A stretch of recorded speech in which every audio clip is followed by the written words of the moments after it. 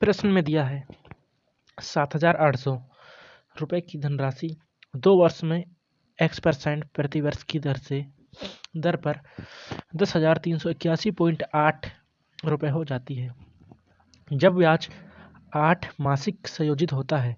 ठीक है, फिर आगे दिया है समान राशि पर 1 वर्ष में x प्लस 5% प्रति वर्ष की दर से चक्रवृद्धि ब्याज क्या होगा यदि अर्धवार्षिक रूप से संयोजित होता है।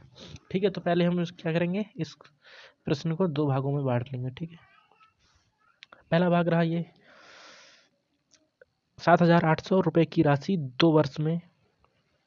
पहले इस क्या करते हैं, इसकी वैल्यू निकाल लेते हैं, क्या क्या इसमें दे रखा है। ठीक है, तो सबसे पहले हमें क्या दिया है, P, जिसे हम कहते हैं मूलधन, प्रिंसिपल अमाउंट। तो P बराबर हमारे पास क्या है, 7,800। ठीक है, हमारे पास T दे रखा है, टाइम, समय 2 वर्ष। ठीक है, हमारे पास R दी है, दर कितनी, x%। ठीक है, हमारे पास मिश्र धन दे रखा है, टोटल अमाउंट A। ठीक है, कितना दिया है, 10,381.8। ठीक है, और आगे क्या कहा है, जब ब्याज 8 मासिक संयोजित होता है, मतलब ब्याज जो है 8 महीने में एक बार लगता है। तो इसके लिए क्या, हमें T और R उसी के हिसाब से बनाने पड़ेंगे। तो पहले T देखते हैं। ठीक है, तो T कितना दिया है, 2 साल, मतलब एक साल में तो 12 महीने होते हैं, तो 2 साल में कितने होंगे, 24 महीने। ठीक है, और ब्याज जो है प्रति 8 महीने में लग रहा है, मतलब 8 महीने में एक बार लगेगा। तो 8 8 8 कितने बार जाएगा, 3 टाइम, मतलब जो हमारा अब जो नया T आया है वो आया है 3।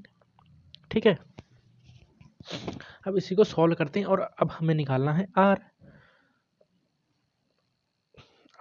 ठीक है, तो हमारे पास मिश्र धन दिया है, प्रिंसिपल अमाउंट दिया है और टाइम दिया है। अब हम R को निकाल लेंगे, तो कैसे निकालेंगे, एक फॉर्मूला होता है A बराबर P ब्रैकेट 1 प्लस R/100 बट्टे में N मतलब T। ठीक है, T लिख देता हूँ यहाँ की जगह।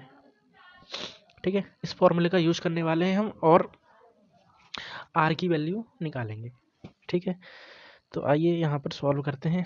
तो A का मान रखते हैं, ये हुआ है 10,381.8 बराबर क्या है, P जो कि है 7,800। ठीक है, फिर क्या दे रखा है हमको, 1 प्लस R कितना है हमको निकालना है, इंटू 100 अपॉन टाइम कितना है, 3।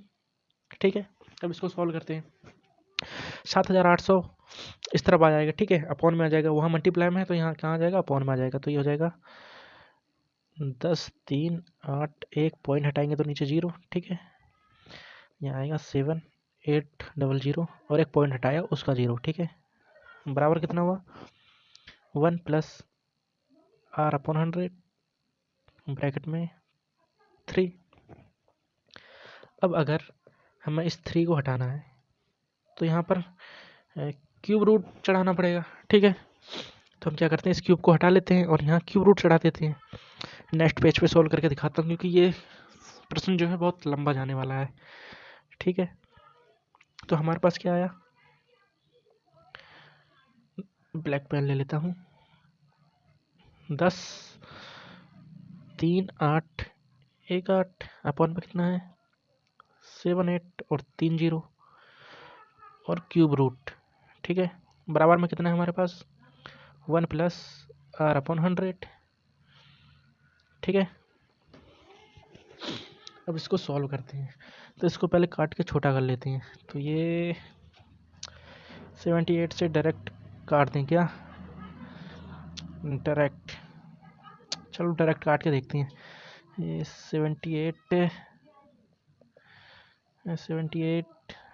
1 बार जाएगा। ठीक है, 103 78 कितना बचा, 8 9 10 के यहाँ बचा 5। ठीक है, यहाँ 9 7 8 9 2 बचा, यहाँ 8। अब कितने बार जाएगा, 7 21 3 टाइम जा रहा है। ठीक है, मेरे यहाँ आएगा 1 0 0 0, ये जा रहा है 1 3 3 1 टाइम। ठीक है, इसको आप डिवाइड करके देख लेना, ठीक है। यहाँ आएगा 1331, यहाँ आएगा नीचे 1000, ठीक है। बराबर क्या दे रखा है हमारे पास 1 प्लस r/100, ठीक है। तो ये रूट क्यूब हटाना है, तो इसका क्यूब, ये किसका क्यूब है, ये 11 का क्यूब, 11 मल्टीप्लाई 11 मल्टीप्लाई 11, हम इसको ऐसे लिख सकते हैं। और ये 1000 को हम लिख सकते हैं 10 इंटू 10 इंटू 10, ठीक है। रूट क्यूब बराबर में कितना है 1 प्लस r/100, ठीक है। अब रूट क्यूब हटेगा तो यहाँ आ जाएगा 11, यहाँ आएगा 11, अपॉन में कितना आएगा 10, बराबर में कितना है 1 प्लस r/100, ठीक है। अब 1 को इस साइड लेके आएंगे, 1 को इस साइड लेके आएंगे तो वो माइनस में हो जाएगा, तो यहाँ हो जाएगा 11/10 -1 बराबर r/100। इसको सॉल्व करेंगे तो ये हो जाएगा 1/10, ये डिवाइड में है, भट्टी में है, वहाँ जाएगा तो मल्टीप्लाई में हो जाएगा, ठीक है। 100 बराबर r। इसको जब सॉल्व करेंगे तो हमारे पास r की वैल्यू जो आएगी 10, लेकिन ये 10 क्या आई है, ठीक है, 10 तो आई है, लेकिन ये प्रति वर्ष नहीं है, ये है प्रति 8 महीने की इधर, ठीक है। जो हमने पहले प्रश्न में पढ़ा था, जो प्रश्न में दिया था प्रति 8 महीने, हमने टाइम तो बना लिया था 8 महीने का, लेकिन आर को नहीं बनाया था, ठीक है। तो आर को भी प्रति वार्षिक बनाएंगे, ठीक है।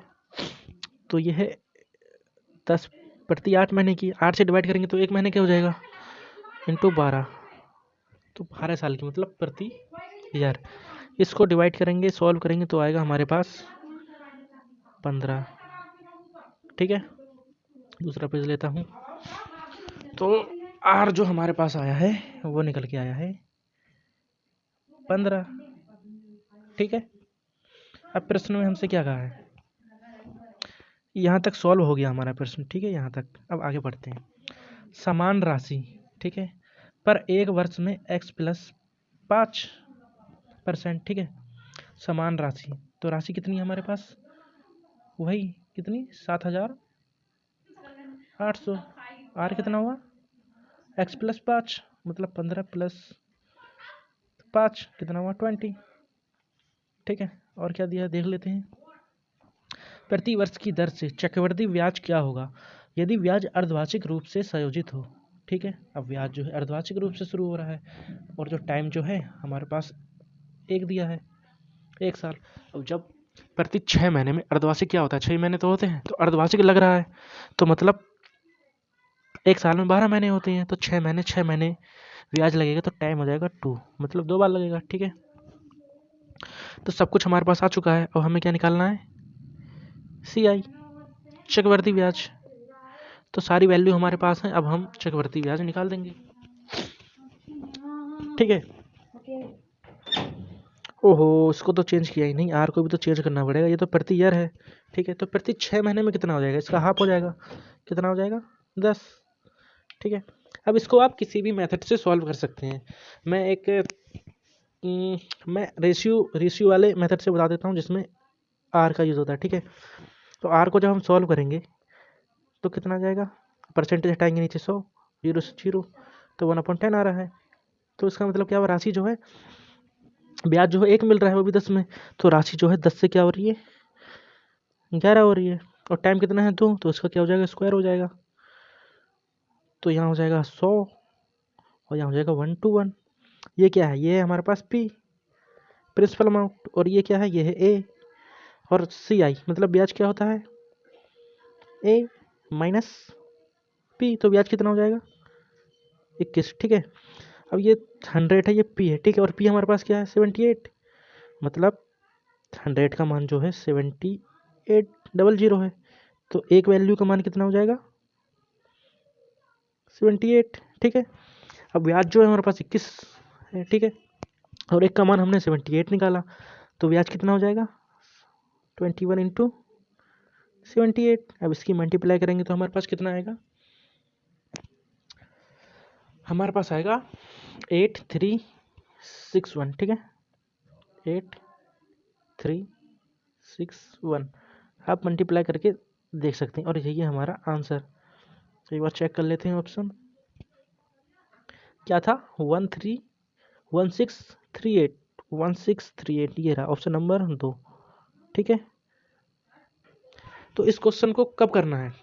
अगर ये क्वेश्चन बीच में आता है तो इसे छोड़ देना है। ठीक है, इस क्वेश्चन को लास्ट में करना है जब आपके पास टाइम बचता है, वरना इस क्वेश्चन को छोड़ ही देना है। ठीक है, अगर टाइम नहीं होता, क्योंकि ये टाइम टेकिंग क्वेश्चन है। ठीक है, धन्यवाद।